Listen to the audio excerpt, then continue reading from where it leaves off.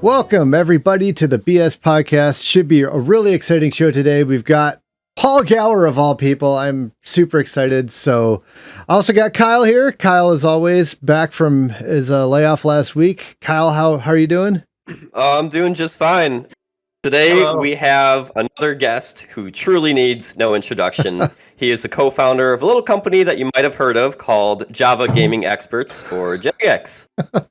He's one of the original creators of the game Runescape, and it's safe to say the gaming world would be a very different place without him. His work on the game and effect on the industry as a whole has rightfully earned him a place in the Development Hall of Fame.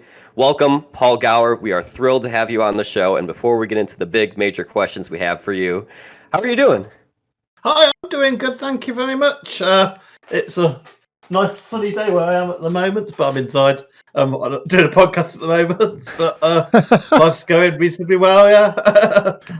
That's great. How have you been holding up for during this whole pandemic? Has it been all right for you? It's not been too bad. I mean, when you work in computer games, at least it's something which you can do at home, and so I'm carrying on working all the way through it. It can get a bit boring because you're sort of living at home. Yeah, on the computer. It's like you're working on the computer all the time, and then you're socializing on the computer all the time because it's hard to go out and meet people. So I sort of live my life on a computer at the moment. But so let's get into it. We've heard all kinds of stories about RuneScape and the evolution of the game and things like that, but we don't hear a whole lot about what happened in the very early days of the game. So I'm curious. Apparently at some point, probably in the late 90s, your brother Andrew comes home, kicks open the door, and he's like, "Brother, do I have a game for you?" And then spills the beans about the new game he's created. What's that story like? What was that initial this is the game I've got? How did that go down?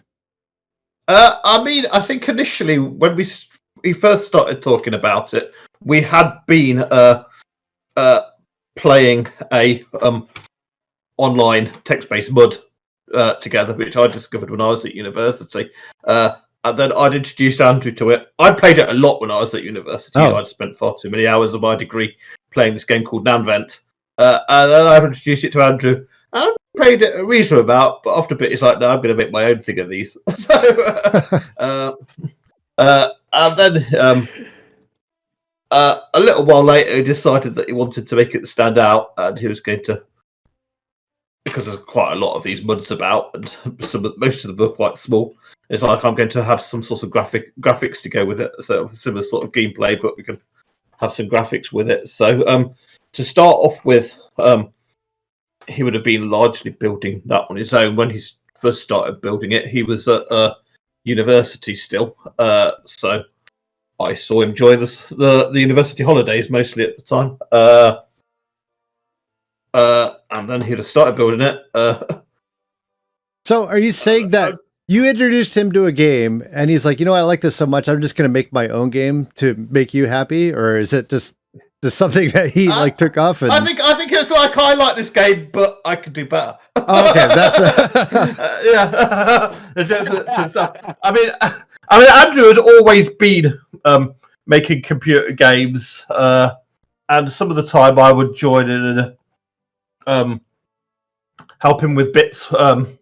And I think when it got to the university holidays, then he was sort of doing it at home, and then we sort of, as normal, I started to show an interest in it, and one of the first things I would have done for it would have been I think you may see around on the internet an old map of Devious Mud. Mm-hmm. You see a hand-drawn map of Devious Mud, which was a hand-drawn map of Devious Mud, which I did. So that would be my earliest contribution to anything RuneScape. He would be the old hand-drawn map of Devious Mud. You were original RuneScape cartographer. That's amazing. Yeah, I mean, I like maps. I've always liked drawing little maps of things and stuff. So when we sort of making playing RPG, trying to devise RPG sessions at home, my favourite bit of that was drawing the maps, to be honest, because I like creating a fantasy world and getting it all down on a map. That bit's fun. So for a while, I didn't have a huge amount of contribution. I mean, the base of the game would have just been Andrew working on his own. But I'd had bigger contributions to other of his games in the past. He's released various small things, some of which are on the Jagex site.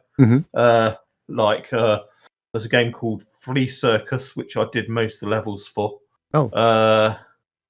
It's just a little sort of like Lemmings type game that used to be on the Jagex.com website. I don't think it's available anywhere these days. I think it was on Funorb for a bit as well. Or Funorb, yeah. Yeah. Those are the days. Really? Wow. Yeah, so that got put onto Funorb, and there was a game which was called Vertigo, which was a 3D one platformer. That was another one which I think made it to Funorb. But we've been making games for which I used to make games on the. We used to have Atari STs, and we used to make games on the Atari STs. So wow. But that's what we did as teenagers as hobbies. Basically. I mean, Andrew always knew he wanted to be a computer game developer since he was about 11. He's like, when I'm growing up, he's going to make computer games. I didn't know what I wanted to do, but I'd just sort of join in with making mostly sort of doing like level design and a bit of graphics and stuff here and there. So we made a and on the Atari ST, Andrew made a game called Destruction Imminent, which was a sort of Wolfenstein sort of like a 3D shooter. It was quite 3D shooter, which was quite technically impressive for the Atari ST. But by the time he'd completed it, that was round about as the Atari ST had sort of died, and no one was really no one was really looking at what was happening to the Atari ST anymore. But that's what, yeah. So yeah, it was a little while until I was working heavily on RuneScape. I mean, by the time I was working heavily on it, it was when you decided it was going to be RuneScape rather than Devious Mud, really.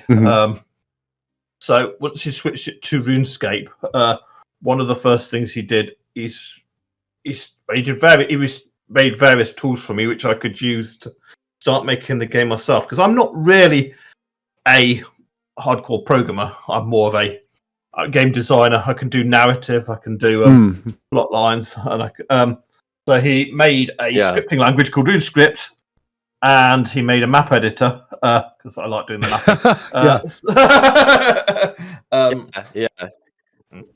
So I started mapping out the world, starting in Lumbridge Castle, and started doing a little bit of like RuneScripting, and started making a couple of quests. So I started working on it in earnest in April 2000, I believe. By which time Andrew had been working on it for a fair old while. But that was when I started to put into place the very first sort of areas of the map which you see today. So what was it? What was it like before that? Was there just random cities, or it wasn't until you sat there and like charted everything out that it looked the way it does today? Yeah, I mean there wasn't really a huge amount there. Andrew sort of just thrown some blocks together and some trees and fences and stuff to make a 3D world to try and make sure that his engine worked. There wasn't really much of a world there at all. Together. So you are the founder of the city of Lumbridge, then. That's really your claim to fame. Oh yes, I founded the city of Lumbridge. All right, there we go. The intro, yeah. Founder of the city of Lumbridge. The first map square I did was Lumbridge, and then I sort of worked north up through the farmland around there. Oh wow! All right, I want to hear this story though. So you started with lumber. How did you create? How did you build out? Because this is almost like Sim City for RuneScape. How did you plan out RuneScape? And what came first? What came after that? How did you decide that? I'm actually legitimately curious about this. I mean, Lumbridge was. I mean, if you look at the old paper map of Devious Mud, it sort of gives a sort of plan of roughly how I wanted things to be laid out. If you look at it, the middle bottom section looks very similar to RuneScape, except that it's a mirror image of what RuneScape is today. And that is because there was an error in Andrew's initial map editor, which meant that anything which you mapped came out as a mirror image. Oh. No way. So if you look at this whole map, you've got like Lumbridge Castle, sort of. It's just called Castle. It's in the bottom middle. That's actually Lumbridge Castle. It's marked as Castle on the map. And to the west of that, you've got Al-Kharid. Mm-hmm. And to the east of that, you've got something called the Warlock's Tower, which became the Wizard's Tower. So everything was just a mirror image of it. And I think I worked out for that area because it looked like it was an interesting place to start. I could do a little quest around the castle and things. After a bit, I kind of abandoned the general layout of the map because, well, partially because it's got the dungeons on the same level as the ground, and obviously we put the dungeons underground. So when you got to that point, it just messed up everything anyway. But I was working for my initial plan there, and sort of making little quests in the different areas as we went along. So we started off by, I think the first quest I made was Cook's Assistant. Which is pretty much the first quest that anybody does. Yes, because it's one which can be found in Lumbridge. And then I think I did Restless Ghost, which sort of then expanded the map out towards Lumbridge Swamp and the Wizard's Tower. And then after that, I set up north to Varrock and did Shield of Arav and Demon Slayer. So did you create the city of Varrock too, or? Yeah, I made Varrock too, yeah. I mean, I made pretty much all the pre-launch content mapping. Yeah, I made Varrock, I made Lumbridge, wow. I made Al-Kharid and Draenor Manor. Oh, wow. There wasn't a huge amount of map when we first launched. There was a place called Ghost Town, which eventually turned into Edgeville. But it was like a deserted town. Oh, wow.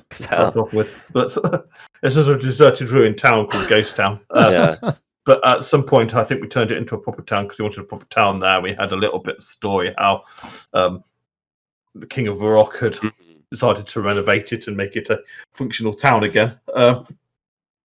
Not a huge amount of map because there's only been me making it and made it in about 8 months. What was launched. And 6 quests. Yeah, I mean that's pretty impressive, though. I'd say that's quite a bit of mapping there. Yeah. Yeah, that's a lot of content just to make, and that. And you did all of this in the Runescape engine?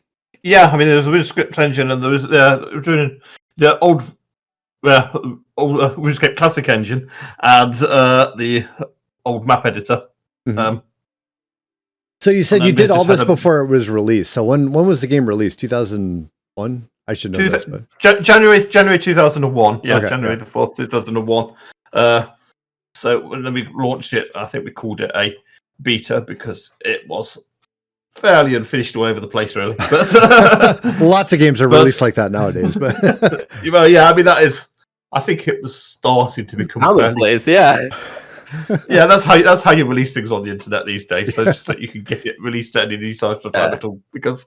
Right. Even EA Games releases stuff as a beta. They don't call it a beta, but it's essentially a beta. They patch everything later. That's how. Well, yeah, I mean, beta, yeah. You are going to have bugs which you're not going to find until you release thousands of players on it, and then they find them instantly. I mean, that happens. 20,000 of your QA testers playing the game. Yeah, you don't need to worry about QA. You got users for that. Yeah, I mean, you do your own QA as well, but you can catch all the really obvious stuff with your QAs, but the amount of hours which get put in with a beta release compared to the QA is sort of eclipsed like in one day. So they will instantly find a bunch of things you forgot. Oh wow! So some of which it'll feel quite embarrassing that you forgot it, but you're like, actually, we have been testing it really hard. It never looks like it. Well, game users will find anything wrong with the game. That's just really good at breaking things. Yeah. Yes. Game users are the best QA testers you'll ever find. They can set up loose on like government systems. They'll break it within an hour. It's Runescape, you said it launched around 2001. When did it really start to catch on and like get popular? I've always wondered like where that all started and like where that community first started. Like how was the marketing done for that? Like how did people find out about it? I mean, the very initial players came from a place called Castle Games Domain. So Andrew had previously released some games in a sort of suite of games called Castle Games Domain for somebody else's website. They basically paid him to write some games. And Castle Games Domain was a games reviewing site back in the day, and it was fairly big, and they wanted a games portal on it. So they've got a reasonably sized community, which used to play on the site back then. There was a game called Cyber Wars, which was the most popular game on there. And basically, Andrew said, "I've written a new game. I'm hosted up my own website now. Everybody, come over and have a look at it." So we got quite a few people over.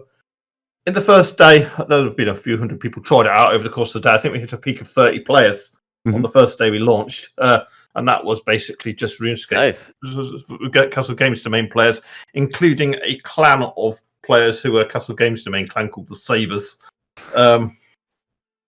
who decided to come out and play some RuneScape. And it grew rapidly quickly over the first month or so. It started to get fairly popular fairly quickly. At what point were you like, "Oh my gosh, we might actually have a huge hit on our hands here"? Good question. It sort of ramped up. It felt like a bigger hit than we thought it was going to be, sort of within the first within like the first month or so. Oh, wow. But our expectations were quite low. It's like me on YouTube. Yeah. Yeah. I mean, at the time, Andrew wanted to make it a more popular thing than Castle Games Domain because that was the other thing he'd done, and obviously that had a larger website behind it in the first place because they were a site which lots of people came to for the games reviews back in the day. Right. It's defunct now. Yeah, we passed that quite quickly, but like within a month or so, you're doing better than that, or how soon? We were doing better than that. Yeah, within a month or so, we're doing better than that. Yeah. It wasn't actually that big a site when it came to, but in terms of gaming, but it was. It's a start, yeah. Yeah, but we eclipsed that fairly quickly, and I'm not quite sure how many players we would have had back then. Obviously, we weren't making much money out of everything back then because at that point it was a free-to-play game which was run off advertising. So we certainly weren't rolling in the money back when.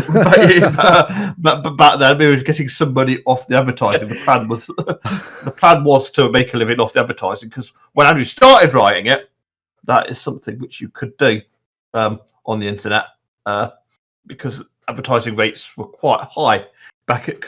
That was just like the .com bubble. Yeah, exactly. Everything quite right. Yeah, but we launched it roundabout when the .com bubble was popped, actually sort of collapsing. Yeah. So we got a reasonable amount of advertising money to just sort of at least host the servers and get a little bit left over from us for the first 6 months or so. But then it was still getting worse. So we were enjoying the first. It was getting to the point where we didn't know if we were going to be afford to keep running it. Because, oh wow! Which is when we came up with the version. We're going to have to try and do a members version of the game. Well, did you move in with your like I heard once where you moved in with your brothers into your parents' house and ran the server out of there just to save money? Oh yeah, that's what happened after the first 6 months of moving it. What happened was I was already living at home with my parents, and Andrew was living with his mates in Cambridge. I was up in Nottingham, and Andrew came back to Nottingham, and we lived all living in our parents' house for a little bit because we weren't really being able to afford to live off it. Right. So you have to be back home with his parents. but even then, to start off with, we couldn't pay our living costs with it, and then after a bit, you couldn't even pay the server costs with it. No!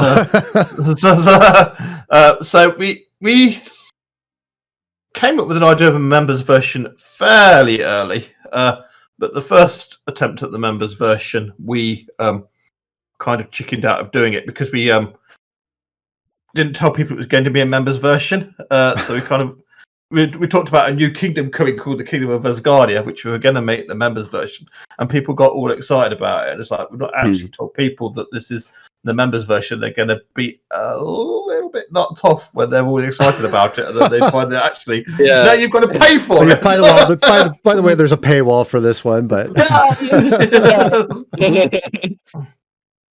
so in the end, we released Asgardia as another bit of the free-to-play area. Just a great big release which had a Falador and Remington and Ice Mountain and stuff as quite a big release all at once. Well, Falador was almost pay-to-play. Wow. Falador was almost pay-to-play. And to be honest, the free-to-play area would have been quite small if we hadn't released Asgardia as free-to-play. But yeah, we released that back when we were at least living off the game still. I'm not living off the game, but we were hosting the server. The game was living off of you. Yeah, the game was paying for itself, at least, even if it wasn't paying for us. But then things got even worse, and then it was like, okay, well, we'll do a members version now. But we didn't know if a members version was going to work when we started making it. Yeah, that was probably a leap of faith right there, because there's enough people going to actually pay for this thing. Yeah. And it was a little bit of an investment doing a members version, because once you're charging people for service, we also felt that we actually needed to try and do a little bit of customer support, at least to help people with like lost passwords and stuff. So we're going to have to employ some customer support stuff as well. That means we need to earn even more money off it. Was this your first actual hires, were like the customer support staff to deal with like password stuff? They were your first employees? Yes. When were those guys hired? They were hired when we launched the members version, basically. What year was that again? Was 2002. 2002. Okay. And who were your first employees? Do we know them? The first one of them was a guy called Mod Ian, who's not to be confused with Ian Gower, my brother. Right. And he obviously had been with Jagex for a long time and ended up working in the audio department eventually and doing most of the Runescape music. So Mod Ian was the person who wrote the Runescape theme tune and stuff. But he was originally hired as a customer support staff because so we hired him. So one of our two customer support staff was him, and the other guy was a guy which we then had to let go with it the first month. Oh my gosh! So we had one guy who stuck around for years. Mod we don't talk about. And then we had and then we had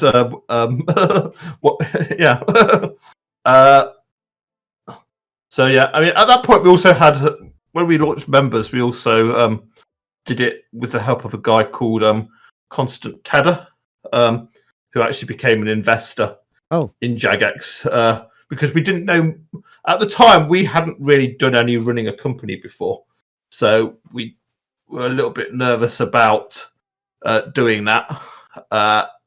So Andrew knew a guy called Constant who ran a site called GamesWire, who they'd wanted to employ. So he wanted to employ Andrew back when he was at university, because he'd seen Andrew's work on Castle Games Domain. But Andrew managed to convince him to come on board and be one of the founders of Jagex as well. So that meant there were 5 of us at the start of members who wanted to be paid, because there was me, Andrew, Constant, and 2 customer support staff.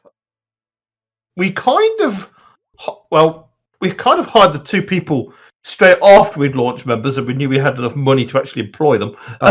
Basically, were they working for free for a while then, or was it just like? No. I mean, I think we kind of told them that we got enough money in because we had enough members that they'd be paid by the end of the month, like they were meant to. Oh gosh. Yeah. We had quite a lot of members. We were a little bit worried that the money would all come through so we could pay them by the end of the month. Oh, man. Those are the fun things with a new startup company. we launched members, and then we employed them. We moved back down to Cambridge like 2 days after we'd launched members, because that's where Andrew wanted to run it from. And wait, so did you get your own apartment there, or did you actually get a studio or for the company? We got an office for the company. We got a very small office in a place called St. John's Innovation Centre, which has lots of small offices for tech companies, which they could sort of rent out to us at short notice. So wait, so 2 days after you went back to like a members area where people are paying for it, you realized you were going to have the money to go out, move out of your parents' house, get an office, and get your own place. It did that well right away. Yes, I mean basically, we think we needed. Wow. Yeah, I mean we knew we needed about 3,000 members or something too. How many did you get on the first release of members?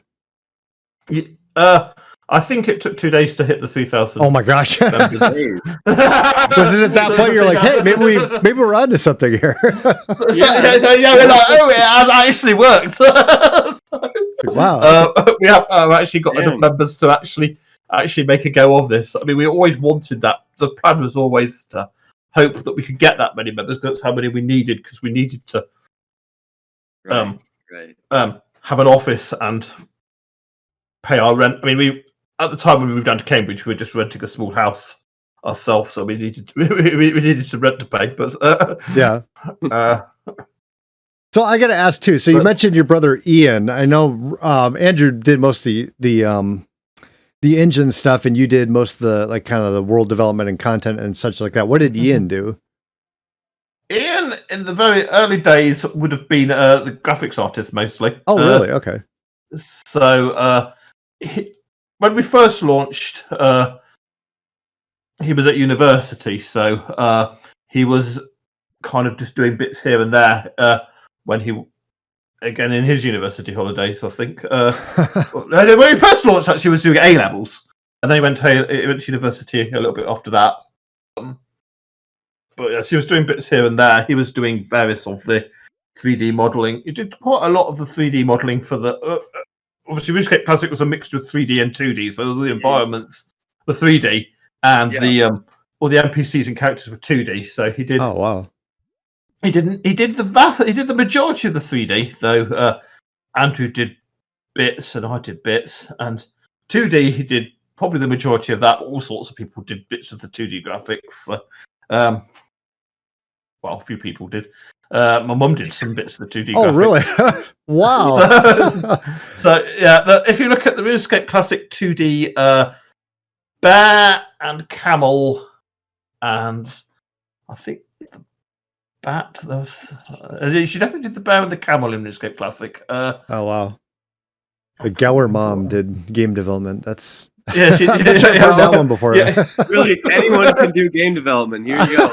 Yeah, my mum did some of the 2D graphics for RuneScape Classic. So cool. Yes. Did your dad jump in and take part of any of this too, or? I'm sure that I remember him actually doing anything for the game as such. I mean, obviously he played it. Oh, okay. Yeah. So he's QA then. He QA tested. Yes, but. Yes, he played it some, but yes. Yeah, my mum actually did some development. Yes. How old were you guys when this was when this was all happening, like early 2000s? So I'd have been in 2000, near 2000. I'd have been 23. Oh wow! I'd have launched when I was 24, and then members came out when I was 25. So so those and Andrew's 2 years younger than me, so he launched when he was 23 when it launched, and he when he started doing it. I mean, he started a couple of years before me as well. So he started when he was at university when he was like 19 or something. Oh my goodness, that's crazy. Yeah. So on the topic of parents, what did your parents think of this? Like, you guys were pretty young around there. Were they like were they supportive of it? Like, you guys working on it, or were they like Get a different job. Get a job Don't and find move company. out. What are you doing? Go work at that pizza place. My parents were pretty supportive of it. Yeah. I mean, they knew there was.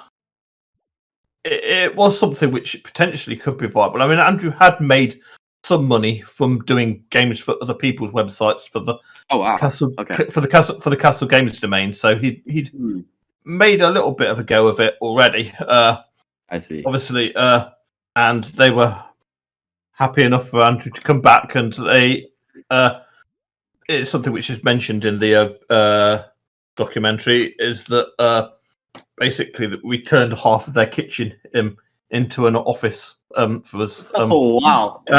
Back when we were in the Runescape Classic Gaze free members, so they gave up the sort of utility room, half of the kitchen, for us to work from there. So I mean, I had the tumble dryer and the washing machine to the left of me, but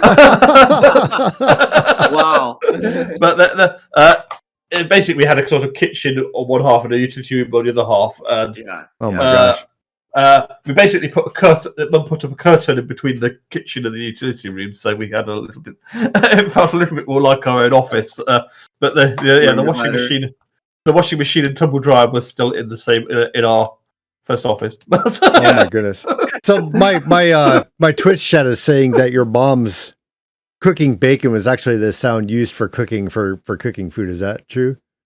That is true, yes. Oh, because wow. we were in the kitchen and making our sound effects. We made. Oh, wow. we made that. We made the. So most of it was just sort of like, banging pans together and things like that as well. Oh my goodness. Sounds like Sound folly art was actually just kitchen. Yeah. So, and the initial fishing sound was Andrew filled up the sink and was dropping things in it. Oh my goodness! I gotta hear about the sound art. Was there anything else like that? The original sounds. What were all those sounds? If you could think of any of them. I don't really. I mean, we didn't have that many sounds in the original game. I think the only one. It's a long So it was like the time ago sound now. of like a sword hitting. Was that just like a butter knife hitting a pan or something like that? It would have been something like that. Yeah, I think it would have been some sort of kitchen implements banging together until we got the right sort of noise. Oh wow! Folly is an art. That's amazing. That's right. So you were talking about you had just released members. And you got 3,000 people within 2 days. So like, at what point were you like something like that? Don't quote me on that necessarily, but it's about that. Yeah, yeah. But at what point were you like, oh my gosh, we might actually get rich off this? This is like insane. Like the amount of people that are starting to sign up for that for this. Yes. I mean, we were quite impressed with how well it was going within like the first week or month. We thought, well, we can actually we are definitely going to be able to earn a living off it. And we didn't think we were getting rich as such, but we thought we were going to. It's like, yes, we have actually got a viable business. I mean, it just kept on growing for quite a while. I mean, Andrew used to have a screen at home which sort of showed us the peak number of players which were online. Well, it shows you the number of players online at any one time. And it's like our peak best ever number of players online just kept on growing and growing. And we're man, it seems to be stopping. It's like, wow, we've got when you eventually hit like 6 digits simultaneous players, you're like, wow. I think that's insane. Yeah, it's crazy eventually. But we thought it was going quick for quite a while, but when we launched RS2, then we had this sort of straight line of growth. Mm-hmm. And then we launched RS2, and we also were put on a site called MiniClip as well, which drove a lot of traffic our way at a similar sort of time. And then this graph, which would be going in what we thought was a good straight line, suddenly turned a corner and started going in a steeper straight line. And we're like, wow. At that point, around 2004, it was suddenly like, okay, we seem to have hit some sort of jackpot here. Yeah, that was about 2004 when we released RS2. So at that point things went bonkers. Oh my goodness. Right. So Right. what were those next couple of years like? So you stated that you're originally doing kind of just like the original content and some of the map design. What were you doing like those next couple of years when like RS2 had come out, things are starting to blow up? Were you just doing the same kind of things, or did you move on to other things?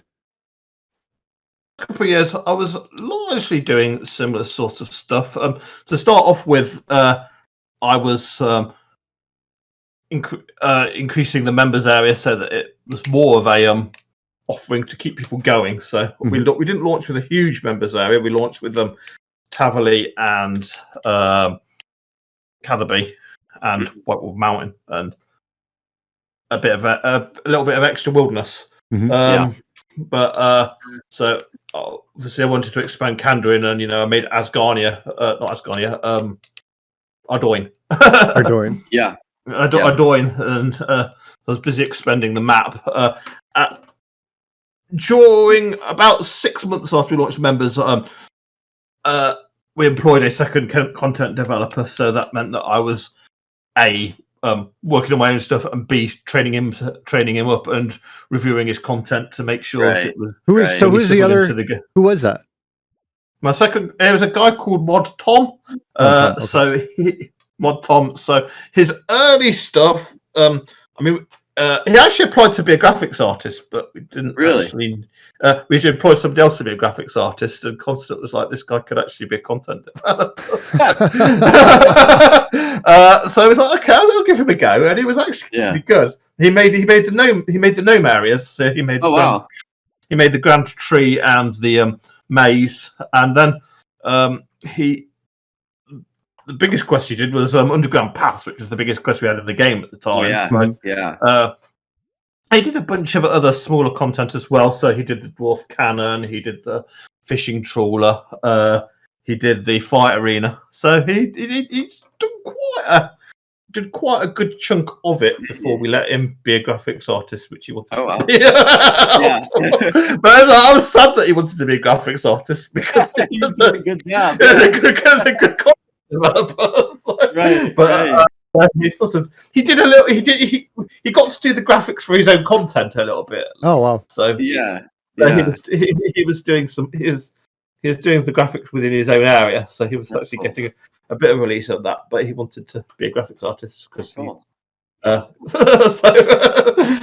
was that process like when you brought somebody else on? Because I feel like you were kind of the one that was helming like all the lore and the new content that was coming into the game. Like, were you just kind of like, okay, can you make like a city for like the gnomes or something? Or did he did he come to you and he's like, okay, I got this idea, and he like came to you with that? Yes, I was giving him back in the early days where I did give my early content developers quite a lot of creative freedom. So it was like, you've got this area of the map and you can work in it because we want to expand the map this way. Then it's like you can pitch some ideas to me, and then we'll pick one and you can roll with it, basically. So that's cool. So basically, most of the content he did was largely his own ideas. And we kind of worked that way for a little bit, where the content developers did come up with their own ideas.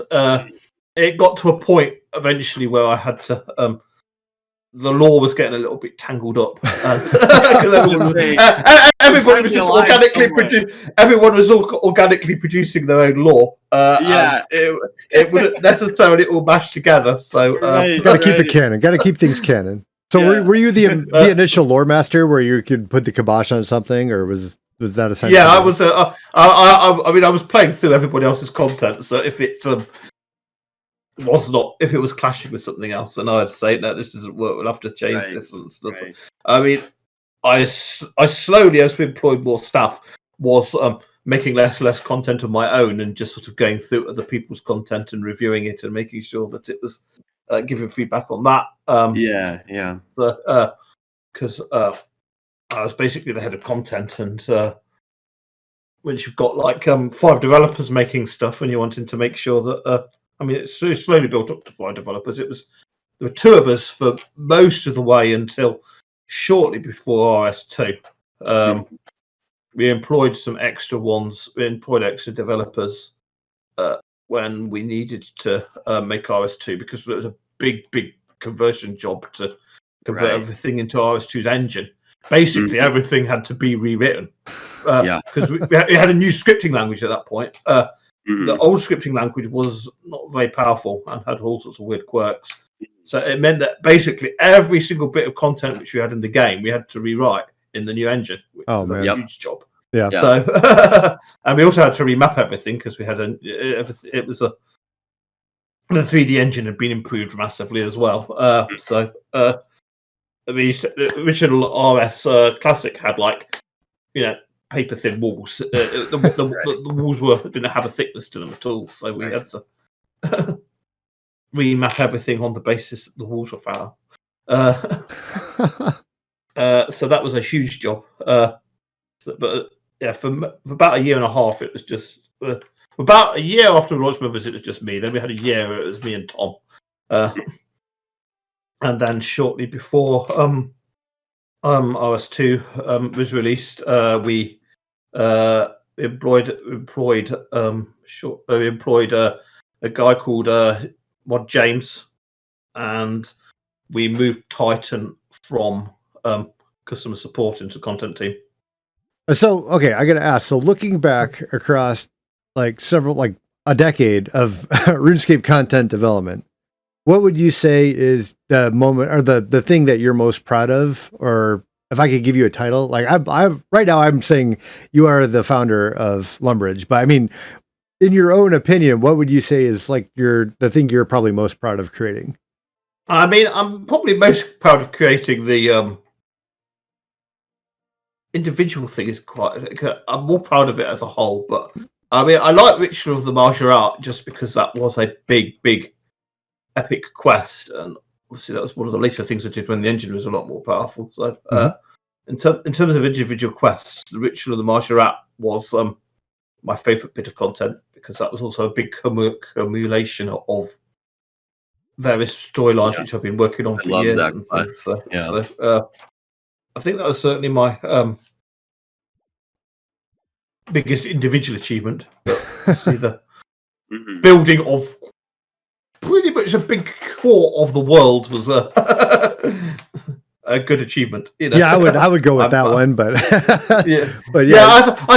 I think building the initial world, which was most initially in Asgarnia, the wilderness, Ardoid, Cannabis, Tavali. That was a big achievement. Yeah, it's pretty big. So, do you have any crazy stories of things that happened at Jagex while you were there? I know I've heard crazy stories. I mean, you don't have to get anybody in trouble, but do you have any fun stories of things that you remember going on at the studio during those early days? What do I remember? Any crazy stories? Probably not crazy stories and stuff. My mind's blanked a little bit on that now. Oh, okay.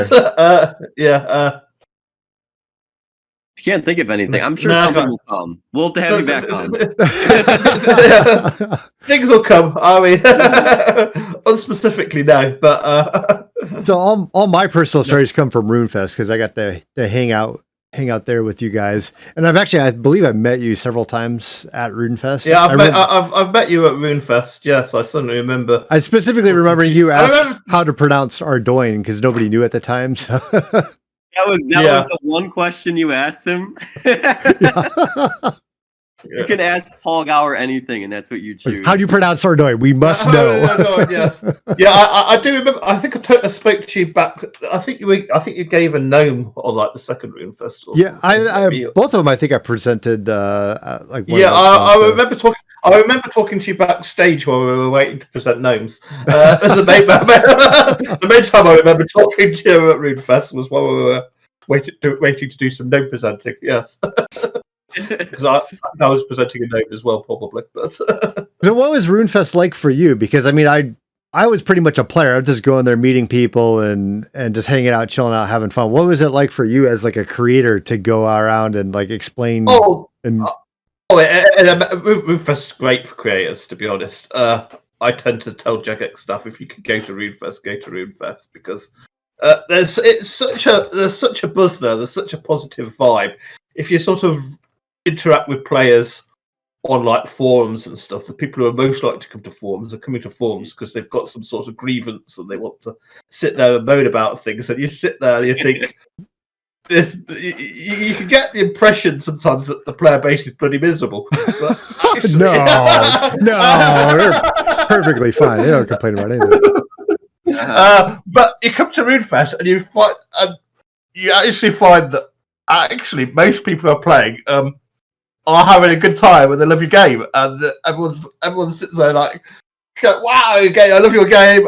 Thank you for making it so much. So everyone's like really like happy and positive and stuff, and you're like, okay, that actually makes me feel a lot better about working on this game. I'm actually entertaining lots of people. It feels all worthwhile when so many people come up to you and say how much they like a game, and it's right. And everyone is also happy to see each other there and stuff. And we managed to put together quite a good show really and stuff as well. So we were quite proud of how it all been set up and things. So it was I always enjoy RuneFest immensely. So I mean, I've been to recent RuneFests, even though I don't work at the game anymore. When I first left Jagex, I skipped a couple, but I started coming again for more recent ones, and it's still a good time.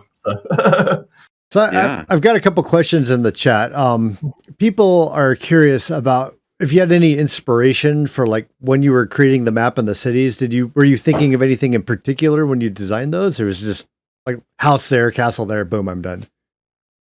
I mean, some of the inspiration would have probably been based on other fantasy maps for other fantasy things I'd played or read. So obviously, most fantasy books will have little maps in the front or back of them, and some of it will be based on various board games I played as well. So there's a game which we used to play, which my dad had as kids, called Search for the Emperor's Treasure, which I feel probably inspired my style of laying out a fantasy world quite a bit. I actually tried to make my own. I remember I made my own version of that on paper when I was a kid as well. Search for the Emperor's Treasure. That counted stuff like that too. Yeah. But yes, that was that has sort of just like different areas with different sorts of terrains and stuff in it. The bit which looks most like RuneScape is there's a little sort of island. There's a little bridge at the bottom to a tower called the Wizard's Tower, which might be familiar. But a little bit. What about the names themselves? Did that come from anything? Like Lumbridge, obviously is like Cambridge. You just changed it to Lum. I would think that's the inspiration. You change it to Lum, yeah. How do you come up with the name Ardoin? Where does that come from?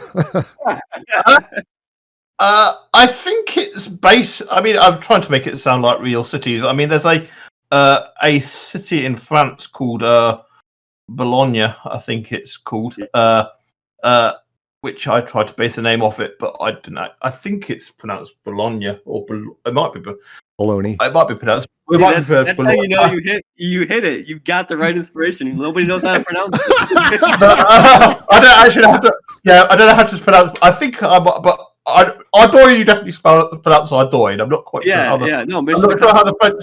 I didn't know how it was pronounced, so I thought Boulogne. I thought it was pronounced Boulogne anyway. This French. So I had a similar sort of ending, and then changed the front of it. But right. So it should be Ardonia, is what you're saying then. Yeah, Ardoin is French. The French people live there. Update the RuneScape wiki. Yeah. I was thinking about trying to give it a French vibe at the time. Obviously, I've not got any. It's not particularly French in the end, but I thought maybe it would be. It may be a little bit like the Paris of RuneScape, though. Right. That's cool. I didn't really run with that in the end. The only thing which sort of survives is the oin ending to the name. That's funny. Yeah, that's cool though. I like that you pulled inspiration from like real actual cities. Yeah, you take. I just take city sounding names and then add a different bit to the front of it. Pick some random letters and stick them on the front. I mean, that's probably how the founding fathers did it anyway. So just threw a dart on the board and been okay. Now add Ville to that. We're done. We got it. Yeah, if you add Ville and town and stuff, then it works. Right. At least cities in Europe sound way cooler than America. America, you literally have like places called like China, Illinois, and it's like, okay, you couldn't think of anything more original than that. Or just it's like named after a saint, or it's usually named after people. Washington, Franklin, got it. Yeah. Or we just call it Springfield and call it good. I think quite a lot of cities in Nottingham are kind of based after people, but then they've sort of mutated. Then the language has changed over the years, so it doesn't sound like it's named for a person after all. So Nottingham, for example, the Ingham sort of means home of, or something like that, I think. And it was founded by a guy called Snot, so it used to be called Snottingham. But the S got dropped at some point. Well, it didn't really roll off the tongue that well, yeah. So and then it became Nottingham. But I knew that because I grew up in Nottingham. But you created the game back in 2000. Well, actually before that, but 2001 is when you really rolled out. If you could go back in time and give yourself any advice to your own self back in 2001, what advice would you give yourself? Oh, what sort of advice did I give myself back in 2001? I think I would probably ask myself to document things a little bit better what I was doing, because that's a developer thing. That's everybody does that, yeah. Keep my thoughts together, because one day you'll be working on this with a whole bunch of other people, and then you'll have to dredge what you were thinking about in your own head, and they won't know what you were doing at all. So very practical advice. So I'll give myself some practical advice on that. I mean, obviously things mostly went pretty well, so I wouldn't necessarily tell myself to change a huge amount. I think it turned out okay for you. Yeah. Just in case I butterfly effect it somewhere and I mess it all up, you know. Yeah, you don't want to mess with it. Yeah. But no other things that you were like, oh, I wish I would have done this better, or anything like that. I wish I would have called it Ardonia instead of Ardoin. I mean, we might have balanced the combat a little bit differently and stuff like that. There were certainly certain skill balances which were a little bit all over the place. The smithing's a little bit weird in that you make your equipment level up to like 40 wielding and stuff, and it's, they've adjusted that like in the current game too.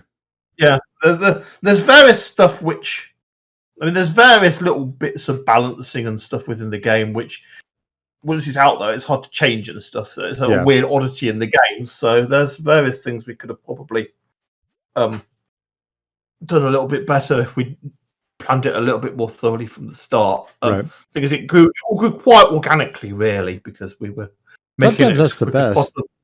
Yeah, so in a way that probably worked. It was certainly good in terms of getting out something quick enough, so we had lots of content for people. We had to develop everything quite quickly. Because I was the content team for a while, and I was trying to make updates to keep people entertained on my own. So I was trying to just, some things might have been a little bit rushed in a way. Just that's the nature of the beast, really. Yes. So what are your feelings on the current state of the game? Do you still play? Do you play either versions of RuneScape right now? I play a little bit. I don't play it as much as I played when I was working on the product, because when you're working on the product, I felt that I had to get a proper feel for how to play it as a reasonably keen player. Right. Because otherwise you don't know what you're adding to. I log in here and there to see how things are going. I sort of prefer the old school version because it's sort of closer to the game. Well, that's what you made, honestly. I did the newer version. There's some bits of I've got some bits and pieces in the newer version which obviously aren't in the old version, including Ritual of the Martial Art, for example, isn't actually in the old version, is it? So But yeah, there's a lot. Things have diverged a lot more from what we'd originally done in the newer version, certainly. So I do mean to play it more. I want to properly get going on an Iron Man and stuff. I made a sort of Iron Man account, but I want to. I like the idea of Iron Man. I think that's a good addition because while the Grand Exchange is a cool tool, it does mean that you can sort of skip bits of the game which we'd originally designed for people to sort of play, because you just sort of buy yourself through various bits of skills and stuff. You don't actually go out and get everything yourself. You just buy it all off the exchange, so you get to experience a lot more of the game as an Iron Man, because you have to do it all yourself. So I feel Iron Man's a good way to sort of experience. I mean, obviously it's slower because you have to do everything yourself. But you do actually. RuneScape's kind of as much about the journey as the destination anyway, so you get to experience a lot more of the game as an Iron Man. So I'm fairly supportive of the idea of Iron Man. I thought it was a good idea. So you had mentioned before that you quit Jagex, what 2012 you said? 2012 is when I left Jagex. So what did you do right after that? What have you been doing? What are you doing right now, actually, too? What I'm doing right now, I'm now working at Andrew's new company. So Andrew founded a company pretty soon. Basically, Andrew left from Jagex and created a new company called Fen Research. Pretty much straight after he left, which is about 2011, I think he left. And these days I'm now working on that, so I'm now doing world building. Back to the basics again. World building storyline stuff. Andrew's new company, so I can't say a lot about what I'm doing at this new company, but it's a nice small company. I like a small company because you know everybody. Yeah. Back to your roots. You can work closely with people and all be on the same page of things. So at the moment, it's a nice small 8-person company. As opposed to Jagex, which is a big 400-person company. And we're making a game with that. So when I initially left Jagex, I mean, it was a couple of years after we'd sold it. Obviously, other people were running the company, and it's not the same when you're not calling the shots. If you don't feel like you've got the same sort of impact on it, but I was just sort of, I sort of ended up being just another content developer. Really, you don't feel like you've got that much of you're not really moving the needle that much on what happens at that point. They're calling all the big shots, and I'm just making some content. So I left. I also, at the time, my daughter had been born recently, so I took some time off to be a dad to an extent. And then I was for a while I was writing a novel, which is now on the back burner because I've that hasn't been started working at. Yeah, that's not been released. Because when I started working, I've been working at Fen Research for about 3 years now, I think, or something like that. I've lost track. Maybe even 4 years now. I was going to say 3.5. It's lockdowns confused me as to time. I know. That was 6 years ago. I hear ya. But yeah, so at that point, my creative energy, which writing a novel was kind of my outlet as a creative energy when I wasn't working on a computer game anymore. But I've written quite a lot of a novel. It needs some editing work, but it's basically I've got a full novel. It's just there's bits of it which I don't like. So at some point when I've got, I do want to get back to it at some point when I've got the creative energy to expend on it, but it's still there, ready as a project to get going on. How far along are you? Is it almost done, or you only wrote the forward and the rest of the book to go? I've written a full novel. It's writing a novel is only part of the journey because you've got to edit it a lot. So I've got a full 100,000 word story with a beginning and an end. So it's a fiction book. It's a fiction book. Okay. Yeah. I didn't know if it was like a biopic or something like that, or an autobiography. No. It's a novel. It's it's a sort of slightly, it's blurred between whether it's science fiction and fantasy. Well, It's probably more fantasy than science fiction, but yeah, I mean, what I like to do is speculative fiction. I like to make imaginary worlds and stuff. That's what I do. So I've always wanted to write a novel, so I wrote it, and it's kind of a little bit left open for a sequel as well. So it's like George Lucas in the making here. Yeah, I really want you to finish this now. This is so cool. I had no idea. What percentage would you say is about done? If you had to put a number on it. Yeah, how many hours would you say are left? Yeah, I mean, maybe because editing is meant to be a pretty high percentage of writing a novel. I've done some editing work on it as well. I might be halfway done or something, or maybe over halfway. Maybe over halfway. We're looking at a 2032 release date then. Yeah. So yeah. When the main problem is because I've left it now. I need to have a lot of time to get back into it because when I was writing it, I had the whole thing together in my head. You can sort of see how it fits all together. Now you've forgotten bits of it because I've not worked on it for a few years. Yeah. I have to relearn my own novel. You've got to know your own novel because otherwise you're just making inconsistencies all over the place. Yeah. That's what Hollywood does nowadays. Anyway, just throw stuff out there. Yeah, bring a new director in. Oh my gosh, yes. If I release a novel, I want it to be good. You know. Oh, okay. Yeah. Good point. Okay.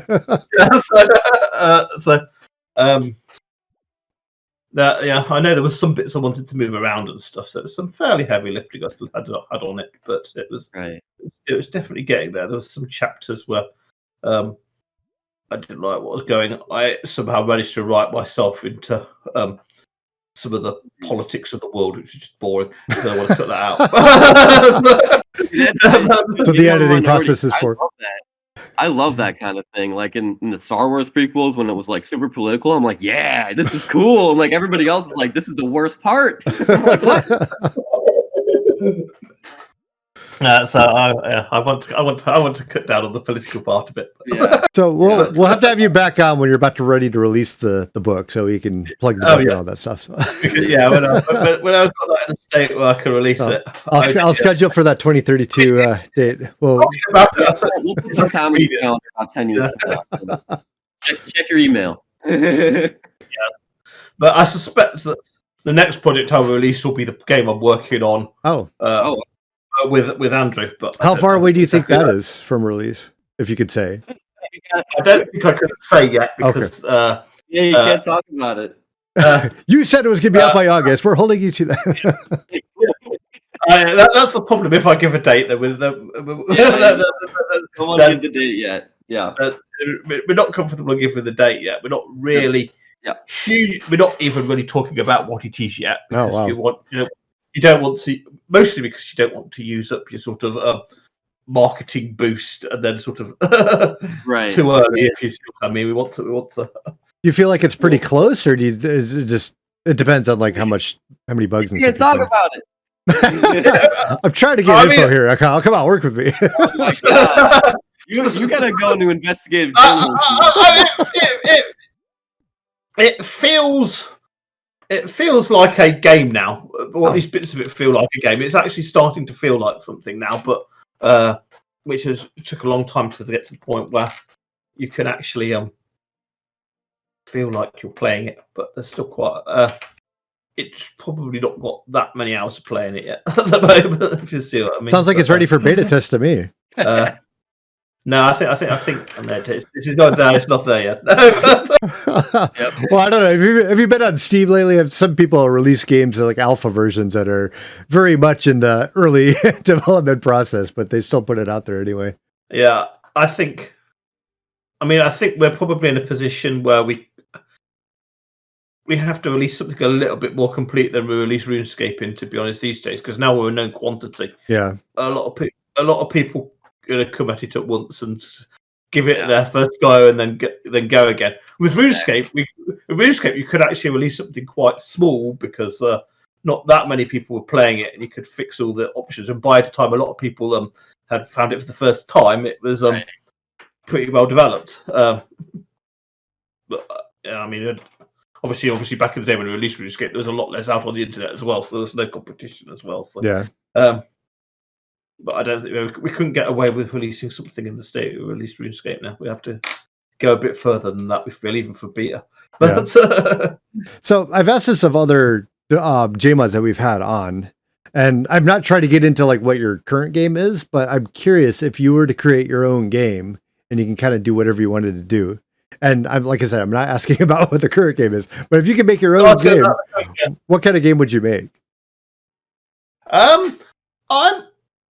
I'd probably do something which was heavily story driven and in some fashion or another. I like the big interactive stories. The sort of what's I'm trying to think of a game like Maniac Mansion or something like that, or something like that. Obviously, the stuff which you have these, the stuff they have these days, they have much more sort of big forking stories, stories and stuff. So you've got things like is it Detroit Not Alone or something? I think it was called. The one with the androids, or the one with the androids and stuff. That's kind of heavy on the different sorts of branching stories and stuff and things like that. Mm-hmm. And so I might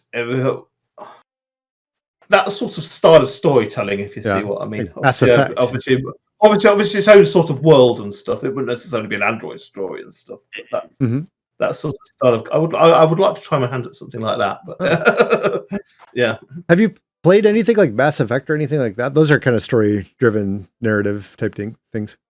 A little bit. I've not played Mass Effect. I've not played a huge amount of them. I've sort of seen them and played them a little bit.